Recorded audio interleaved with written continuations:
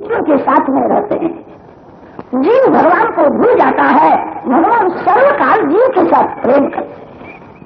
परमात्मा के साथ संबंध रखो, बहुत काम में आएगा। गुरु जी ने संबंध रखा था, भगवान मेरे पिता है, नारायण का मैं पुत्र हूँ, मृत्यु के मस्तक ऊपर पांव रखा है। कैसी सद्गति मिली है, भक्ति में कैसी शक्ति है।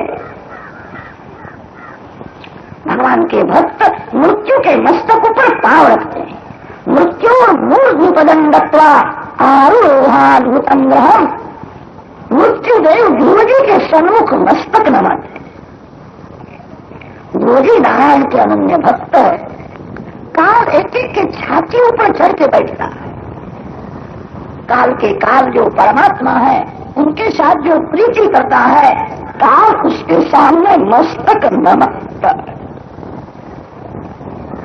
ध्रुव जी विमान में बैठ करके वैकुंठ धाम में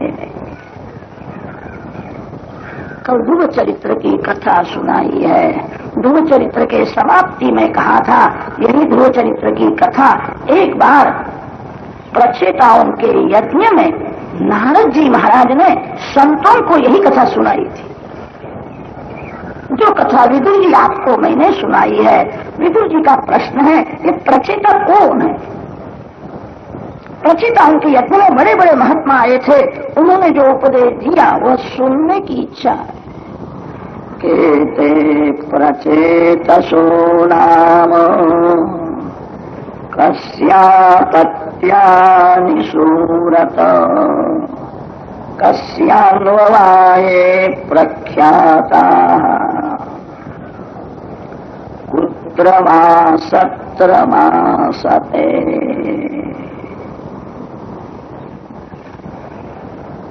मैत्रेय ऋषि विदुर जी को यह कथा सुनाते हैं। ये प्रचेता ध्रुव जी के वंश में ही प्रकट हुए। ध्रुव जी के वंश की कथा सुनो, प्रचेताओं का चरित्र आ जाएगा। ध्रुव जी महाराज भगवान के धाम में जाने के बाद ध्रुव जी के पुत्र वत्सल गादी में बैठे।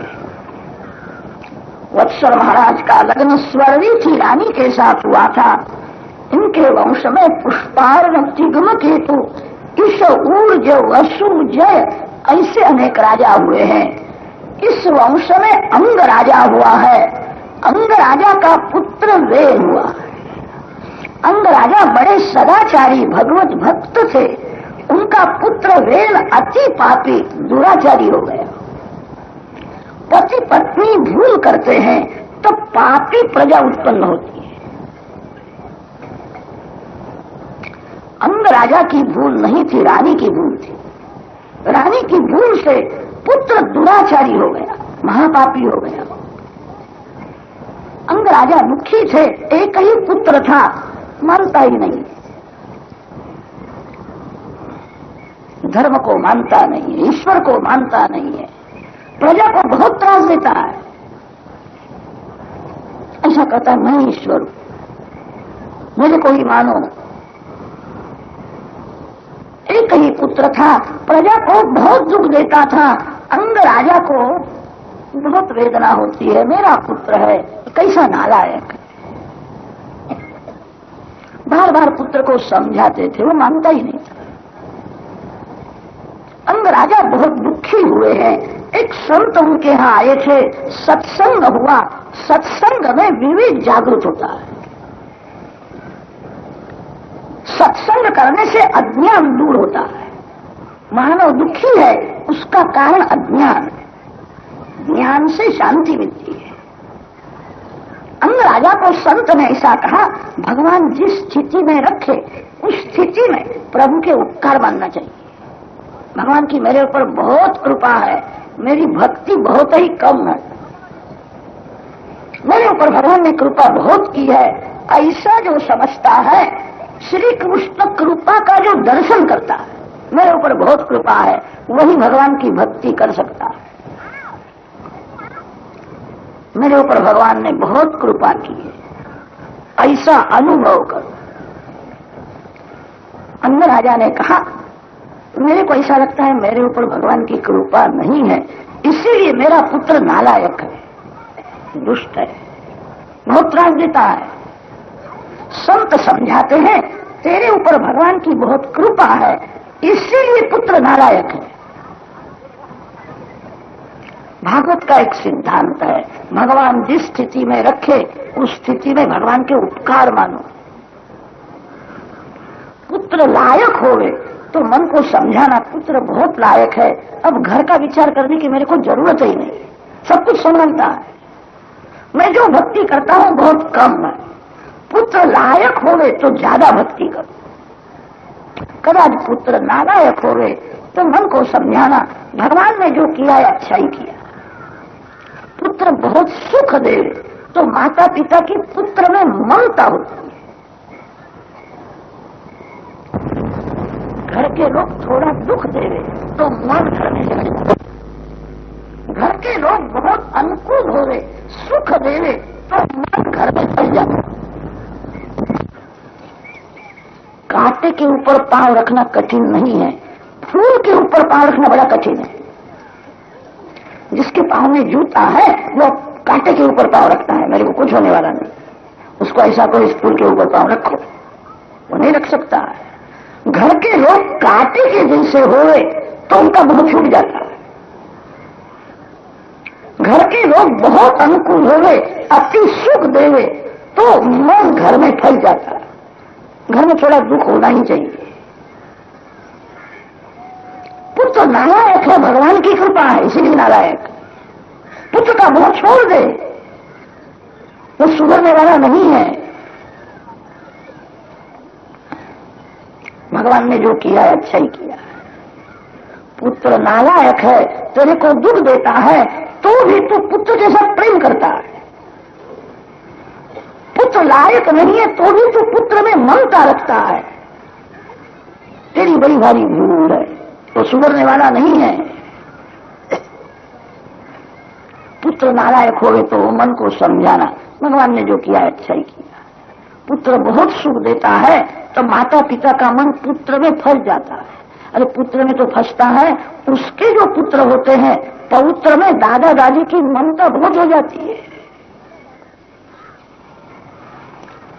घर में पुत्र न होवे तो हृदय को जलाना नहीं।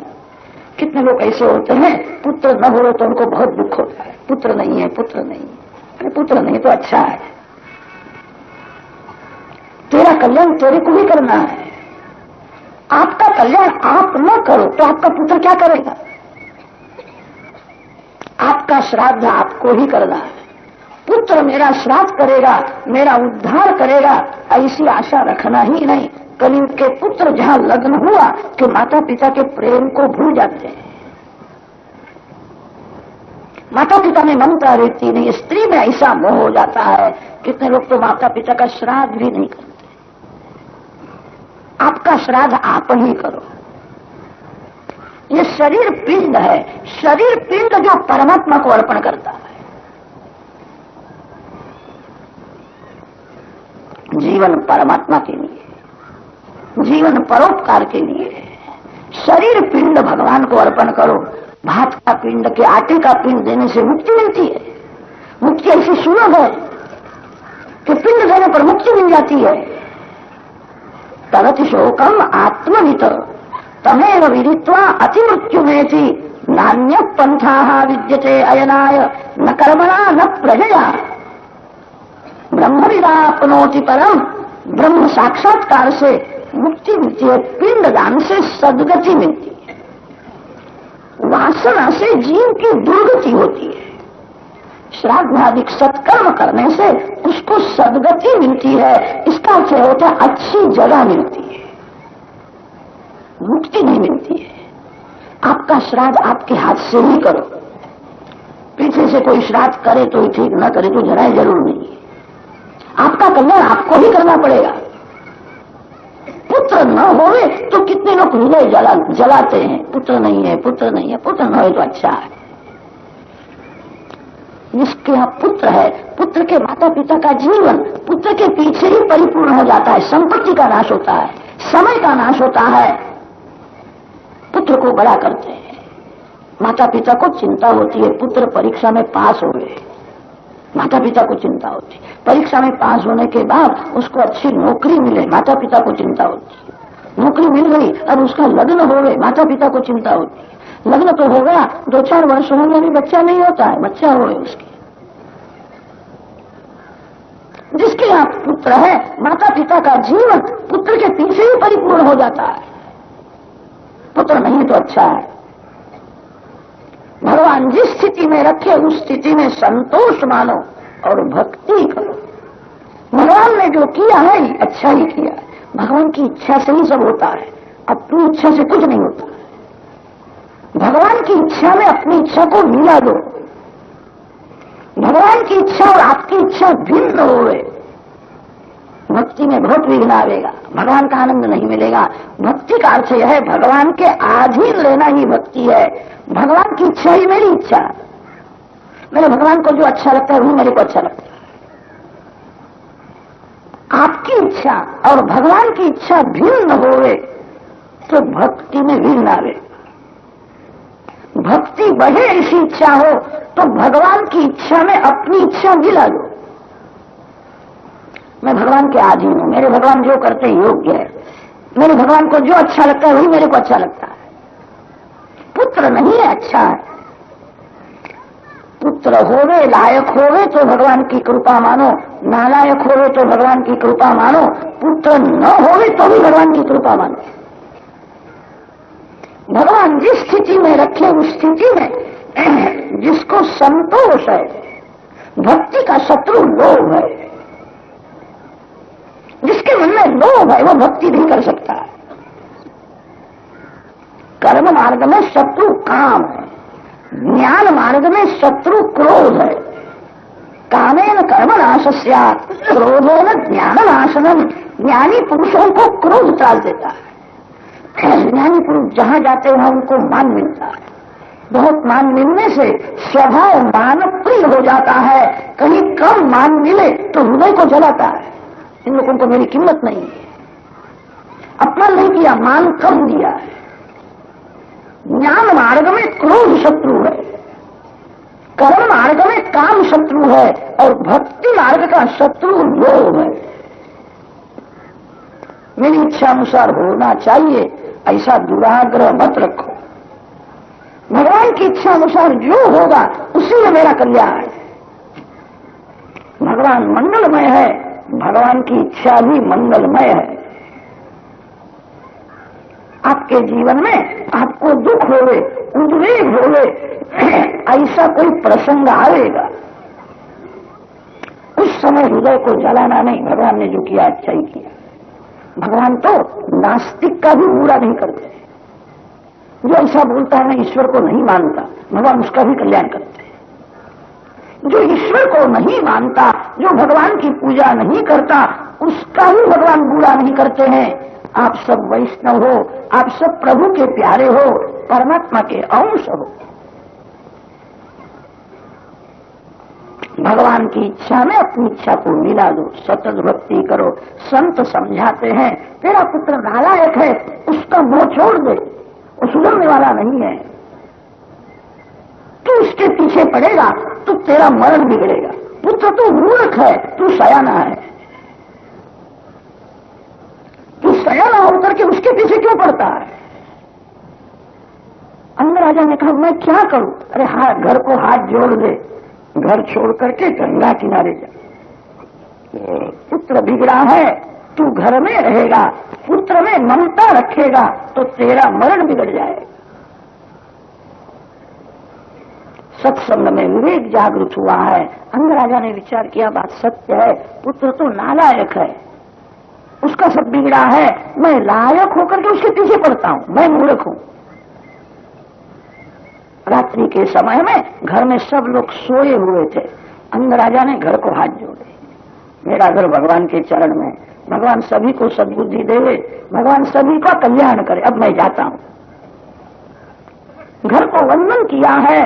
मध्य रात्रि के समय में अंग राजा ने घर का त्याग किया, गंगा किनारे गए हैं, आदि नारायण परमात्मा का ध्यान करते। मेरा मरण मेरे को सुधारना है, मैं पुत्र में ममता रखूंगा तो मेरा मरण बिगड़ेगा।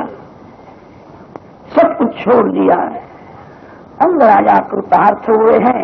अंग राजा वन में जाने के बाद वेद राजा हुआ है। वेद राजा के राज्य में प्रजा बहुत दुखी हुई। वेद धर्म को मानता नहीं है, ईश्वर को मानता नहीं है। ब्राह्मणों वेद को समझाने के लिए गए। वेद राजा को क्रोध आया, ब्राह्मणों को मारने के लिए दौड़ता है। ब्राह्मणों के पास मंत्र शक्ति थी। 1000 यंत्रों से जो काम नहीं होता वह काम एक मंत्र से होता है। यंत्र से मंत्र श्रेष्ठ है। महाभारत में वर्णन आता है, द्रोणाचार्य ने ब्रह्मास्त्र का प्रयोग किया, सभी घबराए। ब्रह्मास्त्र क्या है? ब्रह्मास्त्र गायत्री मंत्र से ही बनता है। यंत्र से मंत्र श्रेष्ठ है।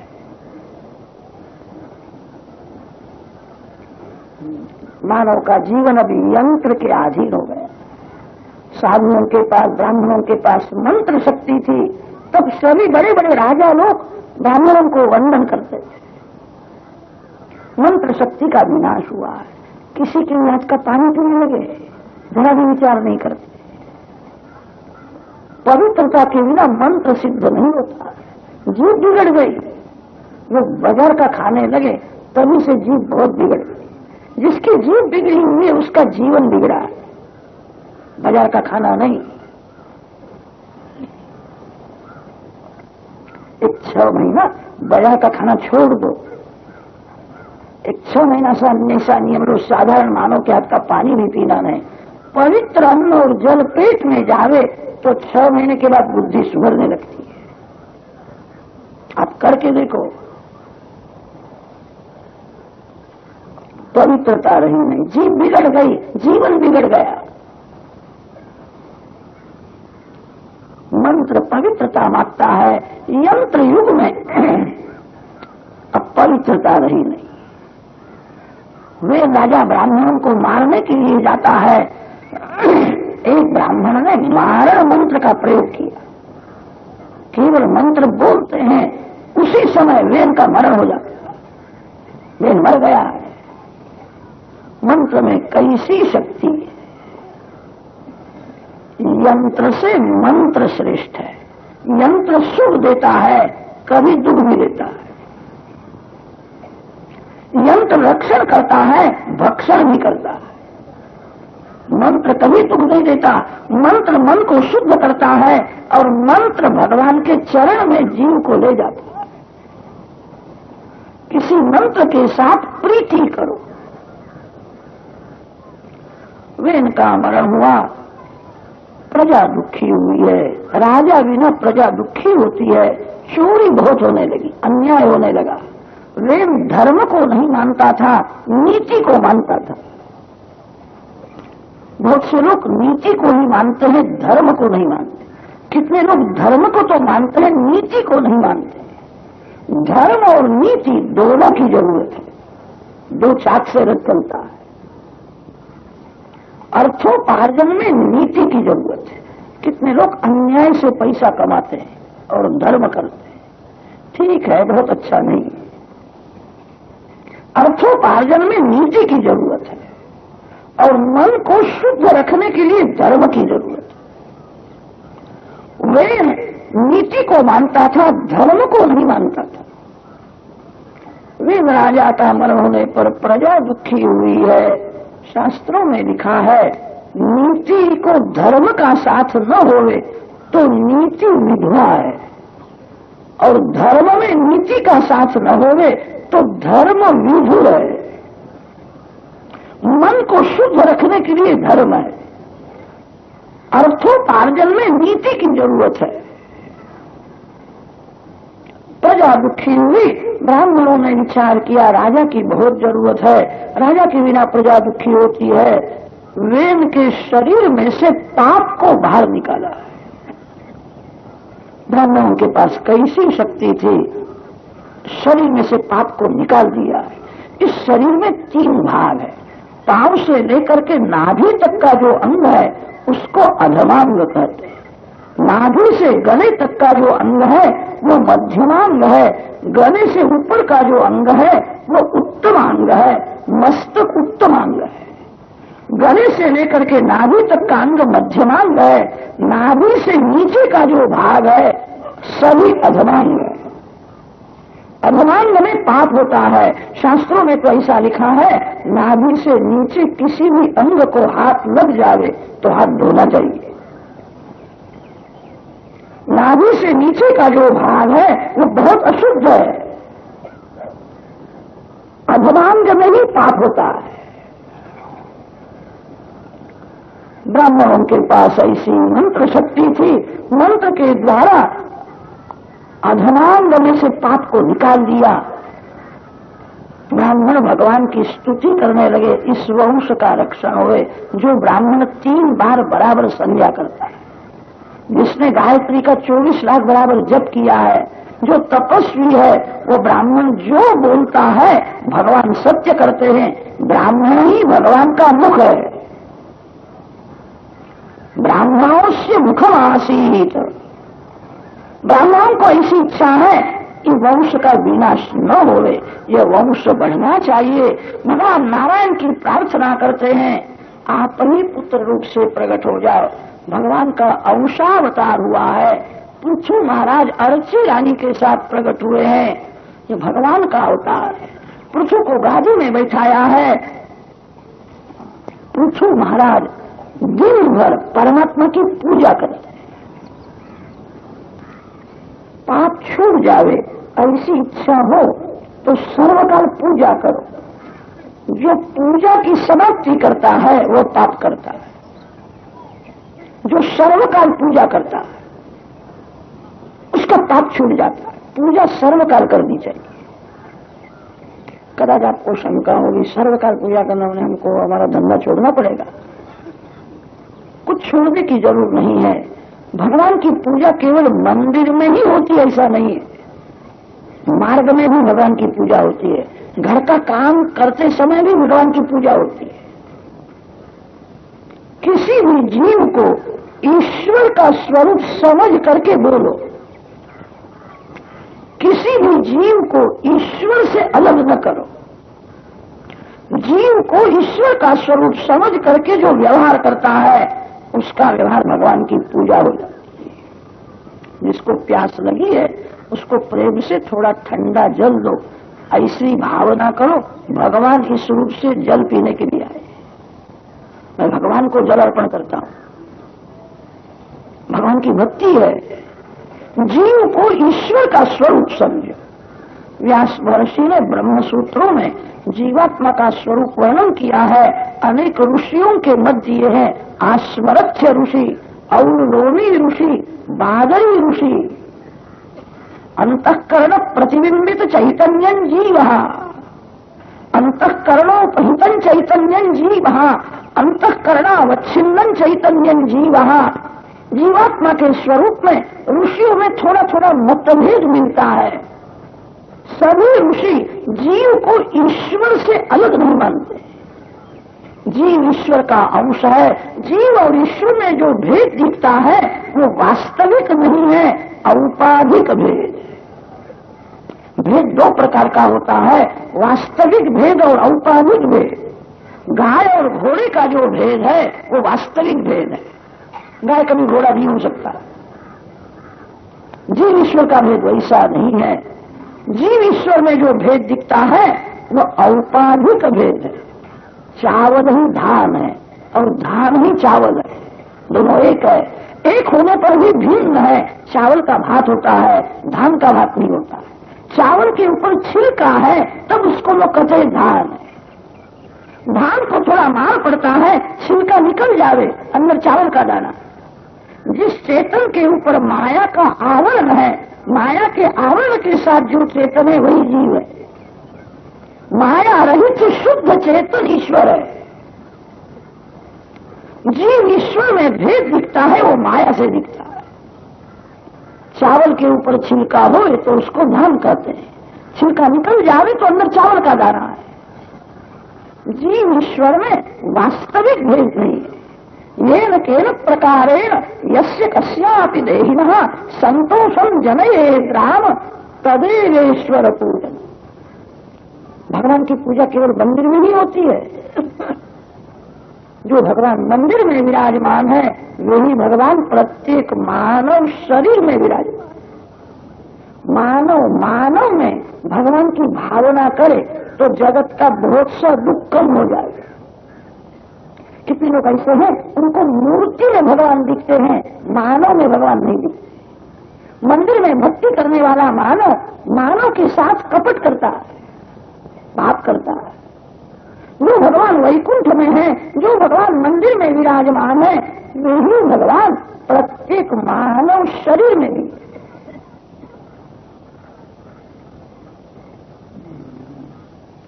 किसी भी जीव को ईश्वर से अलग न करो। जीव को ईश्वर का स्वरूप समझ करके जो व्यवहार करता है वो भगवान की पूजा हो जाती है। भगवान भोजन करने वाले हैं ऐसा समझ करके रसोई करना भक्ति है। घर के लोग भोजन करने वाले हैं ऐसा समझ करके रसोई करे यह व्यवहार है। अपने लिए रसोई बना करके खावे वो पाप है। मोहनन्नम विन्दते अप्रचेता सत्यम ब्रवीमि वधैत्स तस्या नार्यमणम पुष्यति नो सखायम पुष्यति केवल आघो भवति केवल आदि केवल अधा भवति। कितनी माताएं ऐसा समझती है मंदिर में जाकर के काम करना भक्ति है, घर का काम करना व्यवहार है। ऐसा नहीं है। घर भगवान का है, घर के मालिक भगवान है। मैं भगवान के घर में रहता हूं। घर के सभी जीव भगवान के अंश है। घर के एक जीव में जो ईश्वर की भावना रखता है घर का काम करना भी भक्ति हो जाए। कितनी माताएं उनको रसोई करने में आलस आता है तो बाजार में से मंगा करके बच्चों को खिला देती है। बच्चों की बुद्धि बिगड़ जाती है। रसोई प्रेम से करो, भगवान के लिए करो। भगवान के घर में मैं रहता हूं, घर के मालिक भगवान है, घर के सभी जीव ईश्वर के अंश है। मैं भगवान के लिए करता हूं। थोड़ी भावना बदल दो, व्यवहार को भक्तिमय बनाओ। प्रत्येक मानव में भगवान की भावना दृढ़ करो। पृथु महाराज सर्वकाल पूजा करते हैं। इसका अर्थ यह होता है सभी जीवों को ईश्वर का स्वरूप समझते। मेरे राज्य में कोई भूखा न रहे, मेरे राज्य में किसी के यहाँ झगड़ा न हो, कोई दुखी न हो। जीव को ईश्वर का स्वरूप समझ करके जो व्यवहार किया जाता है वो व्यवहार भक्ति हो जाता है। दिन भर पूजा करो, किसी भी जीव को ईश्वर से अलग न करो। जीव को ईश्वर का स्वरूप समझ करके बोलो। जिसके साथ रहते हो, काम करते हो, उसको ईश्वर का स्वरूप मानो। दुकान में कोई ग्राहक आए, ग्राहक में जिसको भगवान का दर्शन होता है उसका व्यापार भी पूजा है।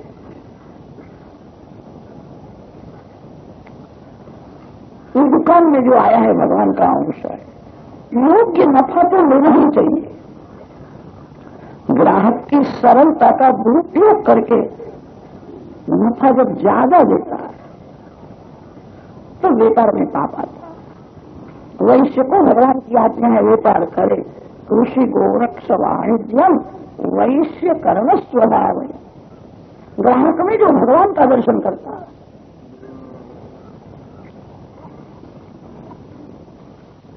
व्यवहार को भक्तिमय बनाओ। दिन भर भगवान की पूजा करो, किसी को भी ईश्वर से अलग न करो।